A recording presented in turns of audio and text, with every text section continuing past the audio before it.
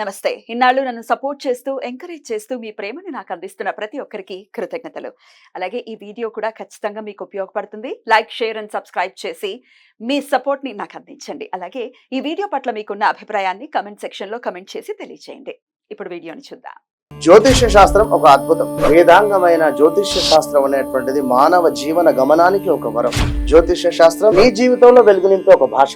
ఆ భాష నీకు అర్థమైతే ప్రకృతి నీతో మాట్లాడుతుంది. అస్ట్రాలజీ నేర్చుకోవాలి అనుకునే వారికి అద్భుత అవకాశం. మురళీధర శర్మ గారి అస్ట్రాలజీ క్లాసెస్ అతి త్వరలో మొదలు కాబోతున్నాయి. 100% జాబ్ గ్యారంటీ. వివరాల కొరకు సంప్రదించండి.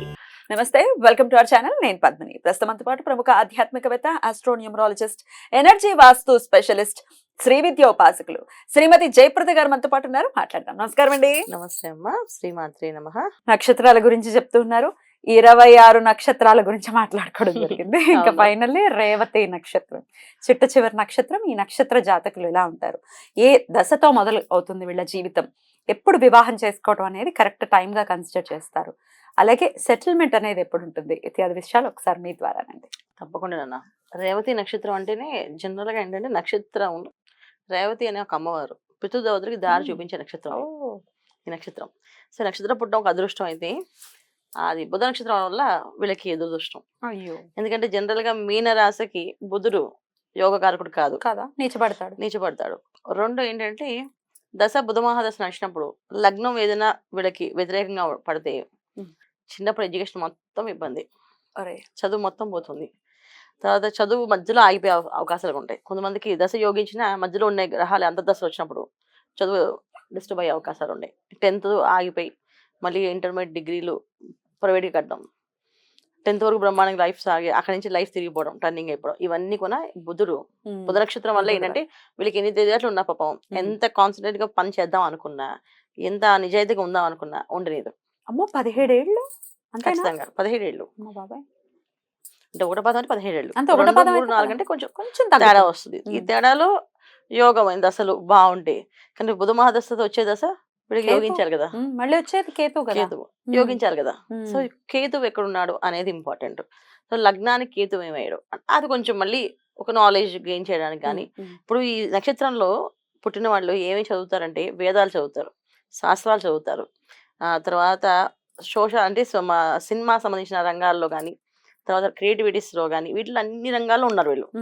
ఒక రంగం ఈ రంగం ఆ రంగం ఉండేది, అన్ని రంగాల్లో ఈ రేవతి నక్షత్రం ఉంటారు. దాని డిపెండ్స్ దాని జాతకంలో ఉండే యోగాలు బట్టి. బుధుడు బాగా లగ్నానికి మంచిగా బలమైన వాడైతే చక్కగా వీళ్ళు ఫిల్మ్ ఇండస్ట్రీస్ లోని వాటిల్లోని, తర్వాత మంచి మ్యూజిషియన్స్ లోని, క్రియేటివిటీస్ లోని ఎప్పుడు నిరంతరం బిజీగా ఉండడం. సో కుజుడు కొని వీళ్ళకి యోగ లగ్నానికి అయితే కొట్టి మాట్లాడుతుంటారు. ఏదైనా తప్పు ఒక చిన్న సమాచారం గురించి తప్పుగా మాట్లాడంటే ఎందుకు మాట్లాడు తప్పుగా, అంత అవసరం వచ్చింది టప్ప టప్ప టప్ప పడుతూనే ఉంటాయి, దెబ్బలు ఇంకా పడుతూనే ఉంటాయి. ఎందుకు కొడతారో తెలియదు, అంత కోపం ఉంటది అది. కానీ వీళ్ళిద్దరు యోగించలేదు అనుకో సైలెంట్ గా అసలు ఎవరితో ఏం మాట్లాడకుండా వాళ్ళ పని వాళ్ళు చేసుకుని వెళ్ళిపోతారు. ఇది ఈ నక్షత్రం. అంటే ఈ నక్షత్రంలో ఉండే యోగాలు ఎన్ని ఉన్నా సరే జాతకానికి యోగం కాకపోతే చాలా ఇబ్బంది పడతారు. అది ఎన్నేళ్ళు పడతారు అంటే 50 ఏళ్ళ దాకా. అబ్బా, ఖచ్చితంగా. ఏమిటి శుక్ర మహర్దశ కూడా యోగించదా? జనరల్ గా శుక్రుడు బాగున్నారు కదా అన్న. లగ్నం మీన లగ్నం అయితే శుక్రుడు యోగిస్తాడు. మీన రాశి మీన లగ్నం అయితే అప్పుడు శుక్రుడు ఒక రాగానే వీళ్ళకి కొంచెం మ్యారేజ్ అవ్వడం, ఒక సెటిల్మెంట్ రావడం, లైఫ్ కొంచెం టర్నింగ్ అవ్వడం, ఇవన్నీ బాగుంటాయి. లేకపోతే చాలా ఇబ్బంది పడతారు. తర్వాత వచ్చే రవి యోగించాలి. చాలా మంది శుక్రుడు యోగిస్తే రవి యోగించడు. అయ్యో, ఆల్టర్నేటివ్ గా ఉంటుంది కదా ఖచ్చితంగా. సో శుక్రుడు మహాదశ యోగించింది బానే, ఒక స్థిరంగా వచ్చారు, ఇప్పటికి సంపాదించుకుని అంటే రవి దశ వచ్చాక మొత్తం లాక్కెళ్ళిపోతాడు. కానీ 6 ఏళ్లే కదా అనుకోవడానికి లేదు, వెళ్ళిపోవడానికి ఎంతో సమయం పడదు. ఎందుకంటే ఈ నక్షత్రం వాళ్ళకి ఒక మాయ అనేది ఈజీగా పడిపోతారు, పొగుడితే పడతారు. సో ఏదైనా మీతో అవుతుంది, మీ చేయకపోతే ఎవరు చేస్తారని అడిగితే పడతారు. జనరల్ గా మంచి వాళ్ళు వల్ల మంచితనం ఎప్పుడు కూడా ఏంటంటే ముంచుతుంది. కరెక్ట్. ఆ మంచితనం వల్ల వీళ్ళు ఎప్పుడైనా సరే ఇబ్బంది పడేది. ఈ శుక్రమాదశలో ఎంత యోగం వచ్చి అన్ని నిలబెట్టుకున్నా అనుకున్నా రవిదశ యోగించకపోతే డెఫినెట్ గా మొత్తం పోతుంది. అసలు రవిదశ యోగించకపోతే అసలు వీళ్ళకి ఆస్తులే ఉండవు, అసలు వీళ్ళకి కష్టజీవే. రవి మీన రాశికి మీన లగ్నం అయితే బాగుంటుంది. ఒకవేళ కాకపోయి ఆయన ఏదో లగ్నం పడి రవి దానికి యోగకారకుడు కాబట్టి చిన్నప్పటి నుంచి ఫాదర్ వీళ్ళని దగ్గర తీసుకోరు. ఒకవేళ చిన్నప్పటి నుంచి వీళ్ళు బాగున్న ఫాదర్ తో రిలేషన్ బాగుంటే ఫాదర్ ఉండరు, ఎర్లీ ఏజ్ లో చనిపోతారు. ఎర్లీ ఏజ్ లో చనిపోతారు. సో ఒంటరి పక్షిగా వీళ్ళు ఎదగాల్సి వస్తుంది. ఇంకా వీళ్ళకి బాధ్యతలు ఉంటే ఆ బాధ్యతలన్నీ వీళ్ళు నెత్తినేసి తిప్పవలసిన బాధ్యత కూడా ఉంటుంది. వీళ్ళే చేసుకోవాలి. నెరవేర్చాలి అవన్నీ నెరవేర్చాలి కూడా. కంపల్సరీగా. Okay, okay. ఇలాంటి పరిస్థితులు వీళ్ళకి రేవతి నక్షత్రం వాళ్ళకి. Right. వీళ్ళకి ఎప్పుడు బాగుంటుంది అంటే జీవిత భాగస్వామి వచ్చాక. అప్పుడు మరి ఎప్పుడు పెళ్లి చేసుకోవడం కరెక్ట్ వీళ్ళు? శుక్ర మహాదశలోనే అవుతుంది అన్న. అంతే. శుక్రుడిలోని ఒక వివాహం అనేది ఒక బ్రహ్మాండంగా చేసుకోవాలంటే అది శుక్ర మహాదశలో జరుగుతుంది. Right. శుక్రుడు శని అంతర్దశ వచ్చినప్పుడు, Right. బుధుడు అంతర్దశ వచ్చినప్పుడు, లేకపోతే గురువు అంతర్దశ వచ్చినప్పుడు వీళ్ళకి వివాహం అవుతుంది. సో ఈ దశలో వివాహం అయినప్పుడు జీవిత భాగస్వామి చాలా ఇంపార్టెంట్ వీళ్ళకి. వీళ్ళకి ఒక గైడ్ ఆమె ఉండి, అమ్మాయి అయినా అబ్బాయికైనా వాళ్ళు హెల్ప్ చేస్తారు ఏ విషయంలో అయినా. ఇలా కాదు ఇలా చేద్దాం, ఇలా కాదు ఇలా చేద్దాం అనేసి. లేకపోతే ఏంటంటే వీళ్ళు బోల మనుషులు, బోలతత్వం ఉంటుంది, కొంచెం భయం కూడా ఉంటుంది, బయటికి కనబడే భయం. ఆ బయటికి కనబడే భయాన్ని కొట్టేసి మాట్లాడుతుంటారు. ఆ కుజుడు యోగకారకుడు అయితే వాళ్ళకి. సో ఆ భయాన్ని వాళ్ళు చూపించకూడదని టపటప కొట్టేసి అక్కడి నుంచి వెళ్ళిపోతారు, తిట్టేసి వెళ్ళిపోతుంటారు. కానీ ఎందుకంటే అది భయంతో వస్తుంది. మామూలుగా అయితే అసలు సహజంగా భయం ఎక్కువ ఉన్న వాళ్ళు ఏంటంటే అసలు మాట్లాడరు. నాకు వద్దండి, నాకు ఈ విషయాలు, ఈ గొడవలకి దూరం. జనరల్గా మీనరాశి వాళ్ళు గొడవలకి దూరంగానే ఉంటారు. అక్కడ గొడవ జరుగుతుందంటే మాకు అక్కర్లేదని చెప్పి పక్కన వెళ్ళిపోతారు. అది వీళ్ళ తత్వం. ఆ నక్షత్రం వాళ్ళకి అదే తత్వం ఉంటుంది. ఈ తత్వం ఉన్న కారణం ఏంటంటే వీళ్ళకి ఏ విషయమైనా సరే, ఆ రేవతి నక్షత్రం అంటే రేవతి అమ్మవారు ఏంటంటే ఆవిడ పితృదేవతను దారి చూపించే మార్గాన్ని చూపిస్తుంది తప్ప ఆవిడ ఎప్పుడు ఎవరితోటి పోట్లాడదు. సో ఆ లక్షణం వీళ్ళకి ఆ నక్షత్రం వాళ్ళకి ఉంటుంది, అమ్మాయిలకైనా అబ్బాయిలకైనా.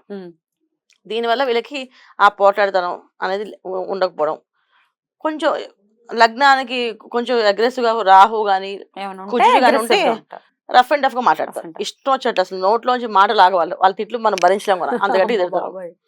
అమ్మాయిలు అబ్బాయిలు అంతే, వాళ్ళు తిట్టారంటే ఇంకా అంతే. అసలు ఇంత బ్రహ్మాండంగా ఉంటారని చెప్పారు, ఇప్పుడు ఏంటి వాళ్ళు తిడుతున్నారంటే నిజంగా వాళ్ళకి చూసుకోవాలి జాతకంలో. కుజుడు మేజర్ రోల్ ని ప్లే చేస్తాడు. కుజుడు రాహు ఇద్దరు బాగా మంచి మేజర్ రోల్ చేసి అసలు నోట్లోంచి మాటలు అసలు ఆగనే ఆగవాలి. తిడుతుంటే అసలు పంచలు వేసినా అసలు మనం ఆపుకోలేము అనమాట. అలాంటిగా నవ్వించడం గానీ అలా తిట్టడం కానీ చేస్తారు. నవ్వుతూ తిడుతుంటారు. ఇదో టాలెంట్. అంటే వీళ్ళకి గురువు గారు యోగించారంటే ఇంక అంతే, నవ్వుతూ తిట్టేస్తుంటది. వాళ్ళు తిడుతున్నారా పొగుడుతారా మనకు అర్థం కాదు, అలా మాట్లాడేస్తారు. కామెడీగా తిట్టేయడం అనమాట. బ్రహ్మాండంగా ఇవన్నీ జరుగుతాయి. ఏంటంటే జాతకంలో యోగాలు ఉంటాయి, లేకపోతే నార్మల్ లైఫ్ ఉంటుంది. శుక్రుడు దశ, రవి దశ, చంద్రమహాదశ వీళ్ళకి బాగుంటుంది. వీళ్ళకి రావాలి, బాగుండాలి. అవి కొన క్షీణచంద్రుడు జాతకం అంటే పౌర్ణమి తర్వాత పుట్టిన వాళ్ళు ఉంటే చంద్రమాదశలో యోగించదు. జనరల్ చరణి మాది ఏమిటండి మా జాతకం ఏంటండి అని అడుగుతూనే ఉంటారు కదా. రీజన్ ఏంటంటే నక్షత్రాలకి బలంగా లగ్నాలు పడకపోతాయి. అదే ఇన్ని పెద్ద పెద్ద దశలు యోగించని పరిస్థితుల్లో మరి మీరు అన్నట్టుగా ఇందాక 50 ఏళ్ళు రాందే సెటిల్మెంట్ లేదు, చాలా ఇబ్బంది. సో చంద్రమహాదశ తర్వాత కుజమహాదశ తర్వాత వచ్చే రాహుమహాదశ వీళ్ళకి యోగిస్తుంది. అబ్బా బాబోయ్, ఎప్పుడు రావాలి రాహుమహాదశ. రైట్. సో కొంచెం ఓపిక వహించాలి, జాగ్రత్తగా ఎలాగైనా ఉండాలి. అయితే ఆరాధన విషయం చెప్పండి మేడం. ఖచ్చితంగా వీళ్ళు అమ్మవారి ఆరాధన, అమ్మవారి ఆరాధన. మీనరాశి అంటేనే అమ్మవారి ఆరాధన చేయాలి. ఎందుకంటే రేవతి నక్షత్రం, ఉత్తరాభాద్ర నక్షత్రం, శని భగవాన్ నక్షత్రము, వీళ్ళంతా ఏంటంటే కృష్ణుడిని అమ్మవారిని ఎక్కువ ఆరాధిస్తుంటే పనులు అవుతుంటాయి. సో వీళ్ళకి కంపల్సరీ ఏంటంటే అమ్మవారి ఆరాధన చేయడం. తర్వాత శుద్ర దేవతలతో జోలికి వెళ్ళకూడదు. వీళ్ళు సాత్వికమైన గుణాలతో సాత్వికమైన దేవతల్ని ఆరాధించాలి.